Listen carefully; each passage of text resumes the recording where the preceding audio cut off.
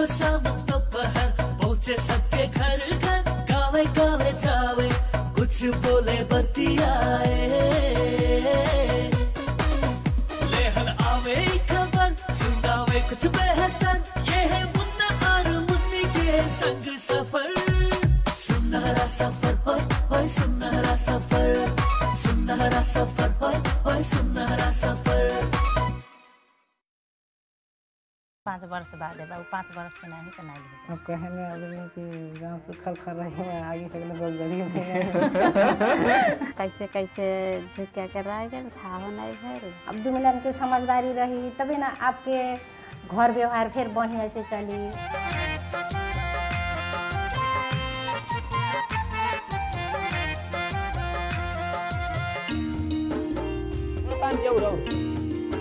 ऐसे हाँ हाँ हाँ ऐसे करके वहीं पथरा हुई दाब दो पथरा से। नहीं बयान सब उड़ा के ले जाई भूसा उसा तब का अकुरा ही जाई। नमस्कार, हमनी के मुन्ना मुन्नी। आज के सुनहरा सफर के अंत में आप लोगों के स्वागत है। आप लोगों के मालूम है हमनी के शादी भा 1 साल से ज्यादा होए के बाद बच्चा की योजना बनावे के लागत है। लेकिन हमन के बच्चा की योजना बनाए से पहले हमन के चल के गांव घर कुछ घुमा जाए, कुछ परिवार लोगन से हमन की बातचीत करा जाए, कुछ सीखा जाए बुझा जाए। ये हमन के सलाह कही के तो हमन के गांव घर घूमे के निकला गए। हाँ और बहुत कुछ बात सीखते बाटी जा और फिर हमन के साथ साथ में आप लोग भी तो कुछ बात सीखल जात बा। पहले ये आज भी हमन के यात्रा में निकल गए बाटी जा, तो आपो लोग चल जा हमन के साथे यात्रा करे। चला गया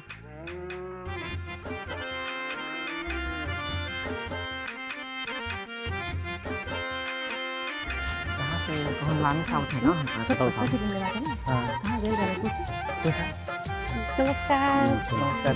कहूँ गवल गल रहा है आप गए स्वास्थ्य चौकी गए खोप लगा बच्चे। अच्छा तो बढ़िया मुन्नी थोड़ा सा बतियावल जा, बतिया के बनी ना आप लोगन से आवल जा बेटे। हाँ घाम घाम हो गया बच्चक में। हाँ आवल जा ठीक है ठीक। घर है कहाँ नक्सेरे है स्वास्थ्य चौकी?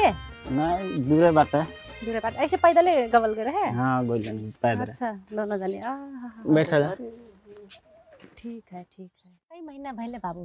अभी 15 दिन भइल। ए 15 दिन तो खोप लगावे गवल गए रहा लेकिन कुछ नहीं रोवत होते नहीं।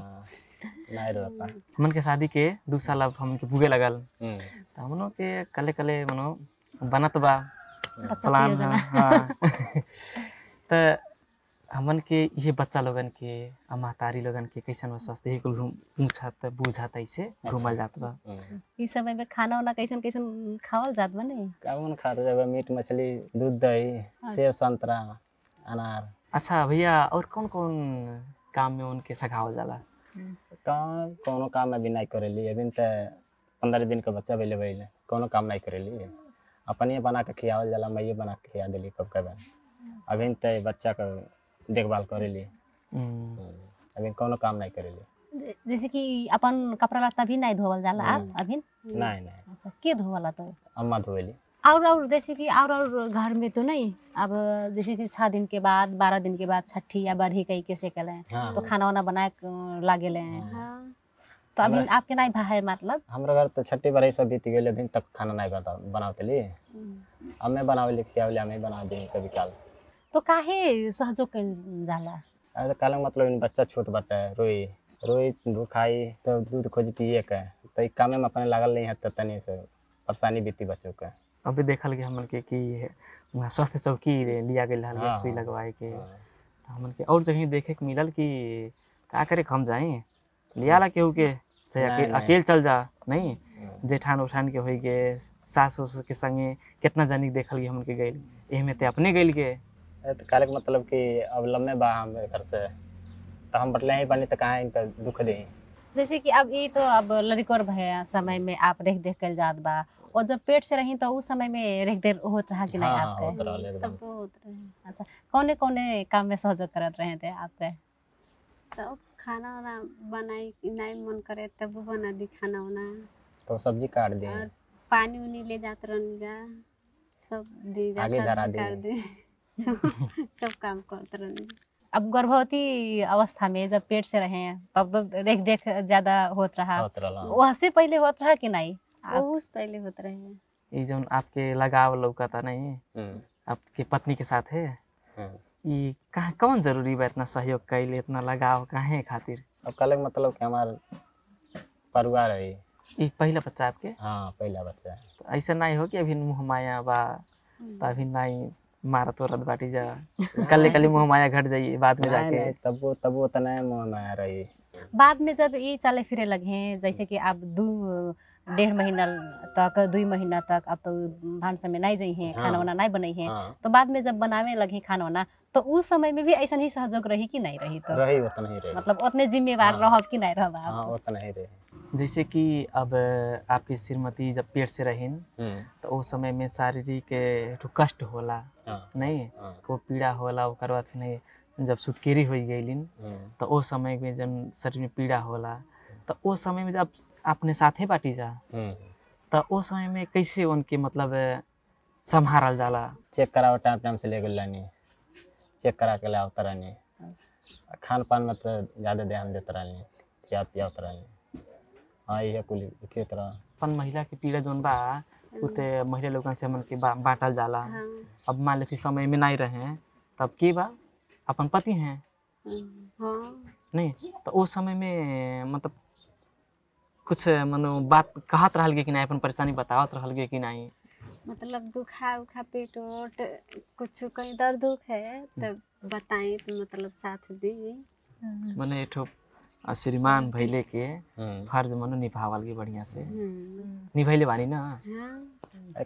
कल मतलब एक जिम्मेवारी हो जाला का कौन चीज के अब मर्द मेरा रुबानी के तक अब माई दादा तो नहीं देख पाई हैं जब ले इथे तब ले देखी हैं जब मर जाइए तो अपन ही ने सब निभाव पड़ी तो अब वो निभावे कर जब ले जिंदगी रही तब निभाव पड़ी ना।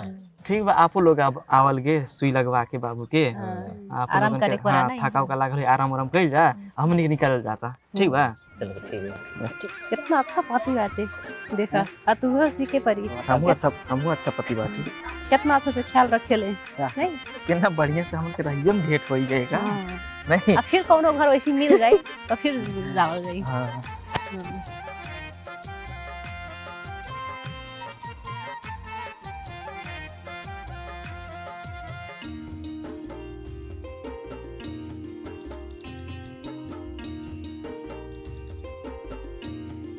नमस्कार नमस्कार। हम तो नहीं चिन्हल गए आप लोग के। हम मुन्ना है हम तो मुन्नी है मुन्ना मुन्ना मुन्नी मुन्ना हम नहीं बुझल बूढ़ा बूढ़ी दोनों बूढ़ा बूढ़ी कहाँ से आवल गए कौन कौन हम तो नहीं चिन्हल। ई बन कैसे आवल गेल बा हमरे जैसे कि कौन मौसम का काम से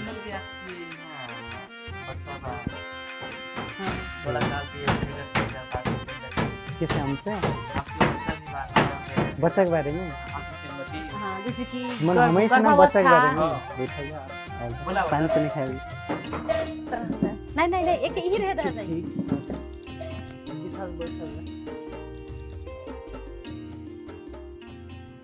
शादी में कितना साल भइल आप लोगन के? शादी भइल लगभग 3 वर्ष। अब बच्चा बच्ची कितना बाटे? एट अच्छा कितना साल के या कितना महीना के? 11 महीना 11 महीना 10-11 लगल। हाँ बच्चा कहाँ सुतल बाने का? हाँ बच्चा सुतल बाने अभी नवा के दूध पिया के सुताइली। इस समय जैसे कि जब गर्भवती रहली ना तो उस समय कैसन कैसन के जैसे कि सहयोग होत रहा रे? अब और दिन से वो टाइम में तो ढेर थोड़ा हेल्प करे पड़ल। कौन कौन काम में जैसे कि अब हमरे ते वैसन तो कोनो काम नहीं जिसे उठाए क्वेश्चन परेशानी होता तो वैसन न उठा मन मनाई तो होते रहल। कपड़ा खींचे में तो मन खींचे के तो खींचते रहती झेंगा के खींचे। अब वैसन में तो रेंगाए के भी ढेर भइल ना काम उतना उठाए वाला काम मेहनत वाला ढेर काम न करे रेंगा वाला जैसा है काम है जो उठा करे वाला काम ढेर करवाई के। प्यार कब आवत रहे आपके अपने पत्नी पर? हां कौन समय में? शुरू में ढेर होला केहू से भी नए वाला तो शुरू में ढेर होला। अब बानी भी और सब था पावेला आदमी तो हेता तर बाटे मानत नहीं बात तो रिस उठेला कुनते होला तब से हल्का जब बोली झरक के सुनीला त केहू को हल्का डाउन जाला जीते रहला। ते हमारी सुना तीन हो जाए चाहे उनका हम सुन बाद में कम हो चल जाला का? कम होला बात शुरू ऐसन बात चलेला त ठीक रहेला अब बात मनबे न करी बाद में शुरू में तो निमन से बात माने हाँ डर बा कहीं के आइल बनी है तो हर एक बात तुरंत बात हो जाला, काम हो जाला, हाँ कि नहीं। ऐसे में तो घर की स्थिति सब मालूम हुआ कहीं के थोड़ा बहुत डर हटवे कर आदमी के, तो कहना नहीं मानो खोजी चल आज गए है कहीं के बिनो हो सके। ऐसा नहीं होला जैसे कि अब शुरू में तो शादी भल तो दोनों जन अब आप कहल गए कि प्यार मोहब्बत ज्यादा हो खला कहीं के, अब बाद में बच्चा हो गए ना तो ज्यादा वही के नाते से तो मनो बच्चा हो गल तब ढेर बढ़ी जाला ना, तो बच्चा के चलते खे पड़ेला कोई थे करे पड़ेला। तो वो मतलब शादी जैसे हो गई तो नया पे को माया कहने और फिर से वही तो माया कहे के चाहिए नहीं, मतलब जब जैसे माया शुरू में पहले कहले उससे तो बाद में भी तो करे के चाहिए। हमार श्रीमान हमारे ई कैलन कहा के कौन हो रहा वैसन पल। हाँ मतलब कबो माया करी तो खुशी लागेला कि आज कितना खुशी से बोलने कितना खुशी से माया कहने कह के, फिर से जब झगड़ा हुई थोड़ा तो ये माया हट गए हमके माया नहीं करे ने उनके बोले ले नहीं निमन से।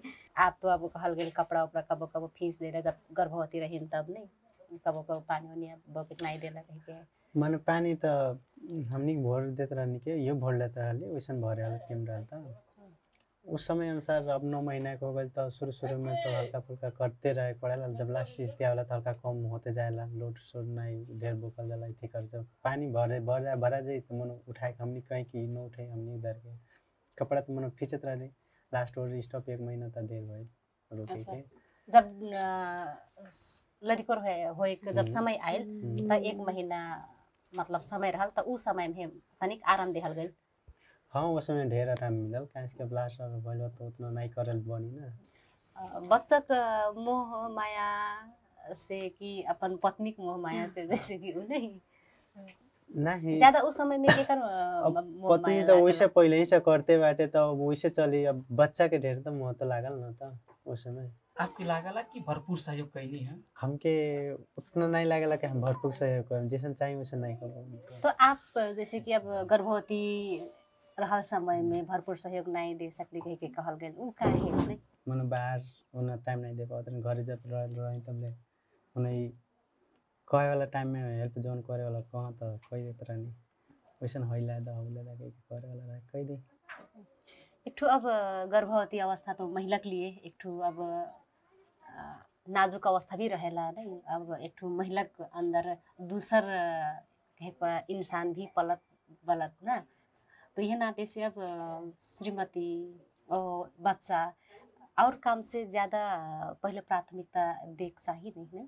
वैसन तो कोनो खास तो वैसन आई तब ना वैसन तो कोनो नहीं न रहला घर में काम करे वाला। घर से जब बाहर नहीं खाना पकाए बस उतने ना खाना पकाए बाहर को उतना तो बाहर सकी खाना पकाए के कपड़ा धोए के बाटे तो वेला बर्तन डाले के बर्तन धोए के घर के जब वैसे घर के हेल्प काम करे वाला नहीं बाटे तो हल्का फुल्का करे पड़ी मिला जुला के।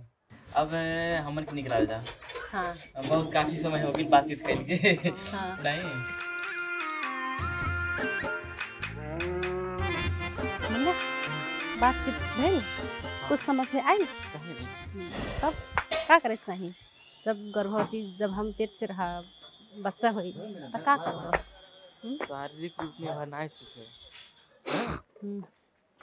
जोन है बा मन अरे के। कितना जल्दी चलल है भगवान। अरे ठीक हो चल तू ही आगे चल हम हाँ, पीछे चल। हाँ जोन मन के सुख होला वो तो बहुत जरूरी बा। हाँ भावनात्मक रूप में भी सहयोग करे जरूरी बा। हाँ, वो समय में कितना छटपटाहट होखेला कहले ना घबराहट होखेला मन कराला कि बताई नहीं तो उस समय में साथ रहल जरूरी बा।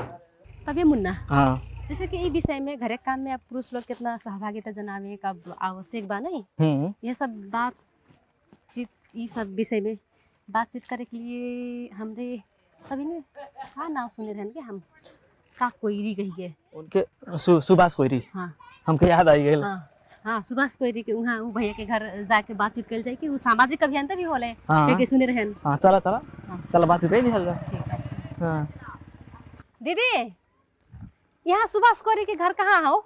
सुभाष कोईरी के घर कौन हुआ आपके मालूम बा? कौन है? अच्छा ठीक है हाँ ठीक है ला हाँ हाँ ठीक है चला जाता था। हाँ का दिखाई देत पारन है सुभाष भैया हाँ उहे ना होई है हाँ अब हम तो नहीं देख ले रहती अब तुम्हें देख ले हो तो होई मालूम चलो बतिया आजा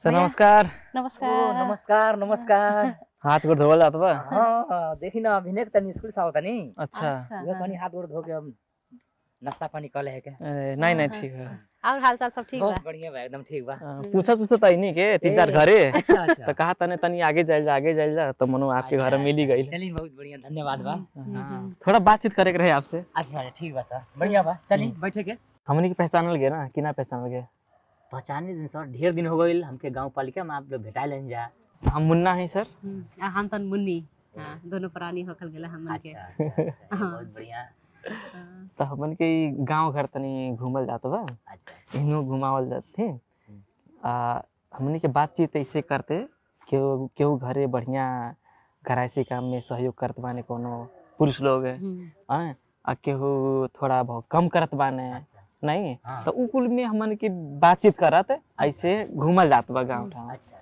और जानल गेल कि आप सामाजिक अभियंता भी होखल गेलन ना तो यह नाते से आपसे भी अब बातचीत करे के लिए आईनी जा हमनिन के त घरे काम काज जौन रहेला नहीं जौन घर में अब गर्भवती महिला रहेलिन लड़की और भाई महिला रहेलिन तो ये सब महिलन के जैसे कि घरायसी काम के बोझ कम करे खातिर नहीं पुरुष के सहभागिता कितना आवश्यक होखे लगे के विषय में बातचीत करे खातिर आल गेला हमन के जैसे जितना मतलब महिला लोग के अधिकार होला उतना पुरुष भी अधिकार है हाँ उन लोग भी मतलब जैसे गर्भवती भरे के समय में वो लोगों के मतलब आराम के आवश्यकता पड़ेला जैसे मतलब खान पान बनौले में उनमें पुरुष भी मतलब सहभागी होखल एकदम जरूरी है वो जैसे मतलब गर्मी में बच्चा बा ओके मतलब बढ़िया खान पान के भी मतलब बढ़िया व्यवस्था करे पड़ी पुरुष और महिला के एक समान हक होके पड़ल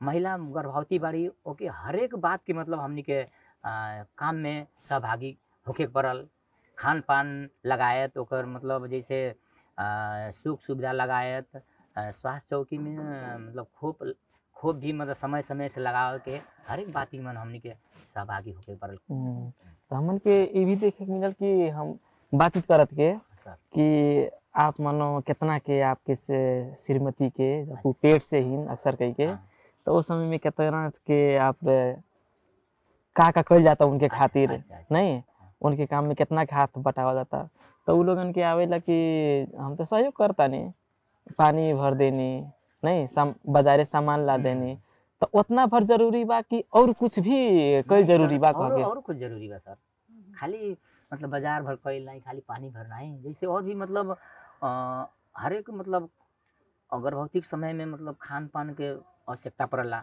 हाँ पौष्टिक आहार के आवश्यकता पड़ेला और हर एक मतलब ऐसा सामान मतलब इति होला कि महिला लोग के अपने पुरुष लोग खुदे जाए पड़ल लावे के पानी ला दो चाहे आगी बार दो हाँ चाहे तरकारी खेत में से तोड़ के ला दो बर्तनों तो मांस मिला हाँ बर्तनों मांस कपड़ा उनके धो मिला एकदम धो मतलब ऐसे सहभागी होए के पड़ी जैसे जितना महिला की जिम्मेवारी है उतना पुरुष वैसे बढ़ के भी पुरुष का हमन के मर्दाना लोग बाहर रहल जाला जी सर काम के वजह से तो वहाँ के हमन के चिंता भइल काम के भइल दबाव रहाला नहीं रिसूस रहाला तो उ हमन के लान के घर में अपने पत्नी के ऊपर दिहल जाला तो उ कई काहे मतलब काहे वैसन होखेला कितना के ठीक है कितना के का है कह के पुरुष अपने आप के सोचे पड़ल हाँ जैसे हमार मतलब जैसे काम धाम जैसे जितना दुख बा वैसे घर में महिला जोन बाड़ी हाँ उनको भी मतलब ऐसे दुख बा हमने के सहभागी होके उनका भी कष्ट हटाव पड़ल उ हमारे में हमारा काम में सहभागी होके कष्ट हटाव पड़ल कह के मतलब ई भावना से जाए पड़ल आई गर्भ के जब समय में रहेली तो वो समय में पुरुष के मनो साथे रहल जी अपने पत्नी के साथ रहल कितना के जरूरी बा एकदम बहुत जरूरी बा कौन समय में का होई महिला के कौन समय में का हो सकेला मतलब वो टाइम में पहले भी कहनी जैसे पौष्टिक आहार चाहे खान पान चाहे पेट दर्द चाहे और भी कोनो समस्या हो सकेला तो पुरुष नहीं रही हैं तो उनके के ले जाए दवाई करावे के मतलब हॉस्पिटल में चाहे डॉक्टर लग ले जाए दवाई करावे ये एकदम महत्वपूर्ण समय है, पुरुष साथ में रहे पड़ी। आप कहनी जा कि जैसे कि अब एक ठो हो गेल घरायसी काम में पुरुष के सहभागिता जरूरी है नहीं, वैसे ही जैसे कि मानसिक रूप में भी भावनात्मक रूप में भी अपन पति नहीं एक किस्म से पुरुष महिला साथ देवल कितना जरूरी बात है। अब महिला के जैसे अब कहनी ना हरेक सर समस्या है भावना पुरुष के बुझे पड़ल है। अब महिला लोग के जैसे खुशी बांटे खातिर पुरुष के एकदम अनिवार्य बा। ऐसे वो पीड़ा में रही हैं, गर्भवती रही हैं, वो टाइम में पेट दर्द कहीं कौन कौन समस्या हो सके, वैसे पुरुष रही हैं तो विभिन्न किस्म के बढ़िया बढ़िया बात हुई है। अब बात हुई अब महिला के खुशी रखे के पड़ल। ऐसे जैसी मतलब प्रक्रिया मतलब महिला को ऐसे बच्चों की भी मतलब हो सकेला। जैसे महिला के हम ताड़ना करतनी मारतनी गरियावतनी ओकर मन दुखित होई हाँ रिसाई तो बच्चा के भी प्रभाव पड़ेला सर। वैज्ञानिक तौर से मनो पढ़ले बन या सुनले भी बनी जा हाँ मतलब बच्चा के वैसे प्रभाव पड़ी। मतलब महतारी के भर नहीं बच्चा के भी अंदर भले पेट में बाटा हाँ बच्चा पेट में अंदर में बा, लेकिन हमने की जो महतारी जब खुशी नहीं रखल जाई विभिन्न ताड़ना करल जाई ओकर मन दुखाई हाँ ओके विभिन्न बात कह के रिसियावल जाई तो बच्चा के भी प्रभाव पड़ी। बच्चा वैसे जन्मी आई जौन एगो होखेला नहीं जौन कहानी हाँ खुशी देवल नहीं ऐसे उत्साह बढ़ावल तो कितना महिला लोग होखेलिन कि पहला गर्भ रहेला उ लोगन के अनुभव नहीं रहेला नहीं तो कैसे हुई कैसे जन्मावल जाई कैसन परेशानी हो सकला चिंता सतावाला तो वो समय में पुरुष लोग यानी कि पति लोगन के उनके उत्साह बढ़ावल कितना जरूरी बा। एकदम बहुत जरूरी बा। ऐसे जरूरी बा जैसे पहला बच्चा हो पहला बच्चा को जैसे डर रही है कहीं गाँव घर में घटना भइल रहेला फलाना का ऑपरेशन से भइल बा हेंगा भइल बा होंगा भइल बा वही अवस्था देख के उस अपने आप के मतलब बहुत डर है। लेकिन ओके पुरुष मतलब समझाए बुझाए पड़े संतावना दे के पड़ी। वो समय में जब गर्भ से रही आपकी पत्नी तो उस समय में काम उनके बांटत के काम करत के उनके सगाव करत के तो आपके कुछ चिड़चिड़ापन नहीं होत रहे कि कितना करी हो तुम अपन काम संभारा भाई हम नहीं करब कह के। अपन परिवार अपन काम हो चिड़चिड़ाहट हल्का हो गए लेकिन सब सही के मतलब सहयोग करे पड़ी। अब ओमन उस सिचुएशन मतलब बहुत महत्वपूर्ण सिचुएशन है। अब ओके चिड़चिड़ाहट बा ओके बोलल जाए कुछ शब्द बोलल जाए चाहे गरियावल जाए एक बात तो वो भी मन में थोड़ा सा खिन्नता होई मतलब मन दुख होई और उहे दुख मनो बच्चा में भी प्रभाव वैज्ञानिक तौर से मनो पड़ सकेला कह के मतलब हमने थोड़ा सर सिखौले बानी ये बात बा हाँ वही वजह से सारा सोच समझ के मतलब होगा चीज बाहर पनोना भर नहीं लावल जाला। हाँ तो अब सासू होत बा नहीं घरे और निकल जाए की हाँ निकल जरूरी बा। बहुत कुछ तो सीखे मौका मिला बातचीत अब हो ही गई ठीक बा बढ़िया बा जानकारी मिला बहुत दिन के बाद में मनो भेंट भाट भइल आप लोग से हाँ फिर से ऐसे मनो होत करे हाँ काहे नहीं ठीक बता हमनी चल जात बा। अच्छा इजाजत दिया जा नमस्कार नमस्कार। पुरुष लोग के घरायसी काम में सहभागिता जनावल कितना आवश्यक है। एक तो शारीरिक रूप में भर सहयोग कैले से नहीं हुआ खेला मानसिक रूप में भी आरामदेह जरूरी रहेला महिला लोग के जब वो पेट से रहेली बच्चा पैदा भइली तब भी। अरे बहु रही हमके तो ई लागला कि सारा कमवा कई ढारेक चाहिए का वो समैया तब वो कम बा का नहीं तो का अब बच्चा तो एक जन के सिर्फ नहीं हो कि घर परिवार के भी वो बच्चा हो खेला घर परिवार के लिए भी अपने खुशी की बात भी रहेला नहीं था कहे नहीं।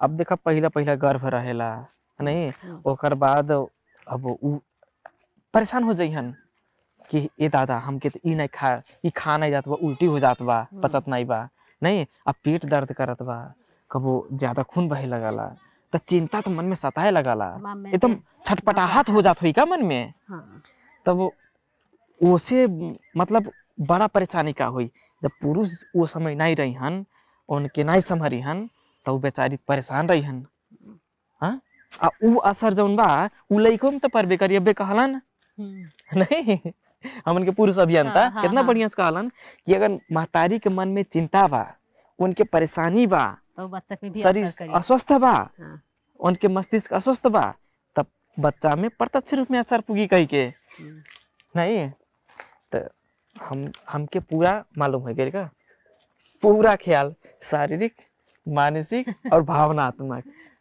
सब ख्याल करे जरूरी बा सब ख्याल करे जरूरी बा का तब ना तनिक अब साँझो हो गेल, अब घरे चले पर है। हाँ साँझ हो गई।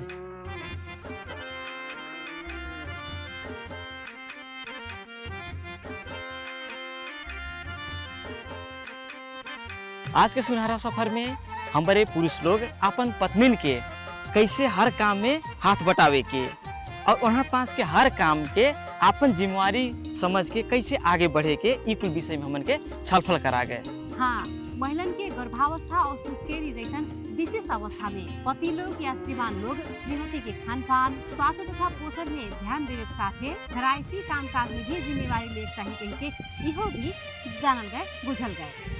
ऐसा विशेष अवस्था और सामान्य अवस्था में श्रीमान श्रीमती लोग एक आपस में मिल के काम करी है तो उससे कहा होता है कि श्रीमान और श्रीमती के बीच में प्रेम संबंध बढ़त है और घर में खुशी के माहौल भी बनत है। ये बात हमन के समझा गए और बुझा गए। हाँ जरूर, आज के सुनहरा सफर में आप लोग हमन के साथ यात्रा करा गए ओकर खातिर आपका बहुत बहुत धन्यवाद। आप लोगन के ये आज के सुनहरा सफर कैसा लगल, मुन्ना मुन्नी के यह नंबर पे फोन करा जाए ताकि आप लोगन के गांव घर में आई के आप लोगन से बातचीत करे के मौका मिले। हाँ, वैसे अगले हफ्ता भी महतारी और बच्चा के स्वास्थ्य के विषय में छलफल लेके आगे वादा कर आज के लिए आज्ञा दिया जाए। नमस्कार। नमस्कार। हमन के दोनों जने के सलाह से ही जौन बा कि हमन के भइल बा ऐसा जे करे संगे हमके जिंदगी भर रहे बा। इससे बढ़ल कीड़ा का होला?